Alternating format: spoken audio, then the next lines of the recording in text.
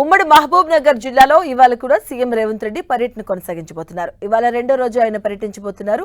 పాలమూరు, రంగారెడ్డి, మక్తల్, నారాయణపేట, కొడంగల్, కల్వకుర్తి ఎత్తిపోతల, జూరాల, నెట్టంపాడు తదితర ప్రాజెక్టుల పరిధిలోని రిజర్వాయర్లు, పంప్ హౌస్లు, కాలువలు, డెలివరీ సిస్టమ్ల పనులు కూడా పరిశీలించడంతో పాటు అధికారులతో సమీక్ష సమావేశాలు నిర్వహించబోతున్నారు. ఇదివరకున్న ప్రాజెక్టులు, ప్రస్తుతం నడుస్తున్నవి, భవిష్యత్తులో చేపట్టే ప్రాజెక్టులపై సీఎం రేవంత్ రెడ్డి కులంకుశంగా తెలుసుకోబోతున్నారు. సాయంత్రం జడ్చర్లలో భారీ బహిరంగ సభతో సీఎం పర్యటన ముగియబోతుంది. ఇక నిన్న ఉమ్మడి పాలమూరు జిల్లాలో సీఎం రేవంత్ రెడ్డి పర్యటించారు. మక్తల్లో సాగునీటి ప్రాజెక్టులపై సీఎం క్షేత్రస్థాయిలో పరిశీలించారు. నారాయణపేట జిల్లా మక్తల్ మండలం కాట్రేవులపల్లి పరిధిలోని మక్తల్, నారాయణపేట, కొడంగల్ ఎత్తిపోతల పథకం పనులను సీఎం, మంత్రులు ఉత్తమ్ కుమార్ రెడ్డి, జూపల్లి కృష్ణారావు, వాకిటి శ్రీహరి తదితరులు పరిశీలించారు. ఈ సందర్భంగా నీటిపారుదల శాఖ అధికారులతో వివిధ అంశాలపై సీఎం చర్చించి పలు సూచనలు చేశారు.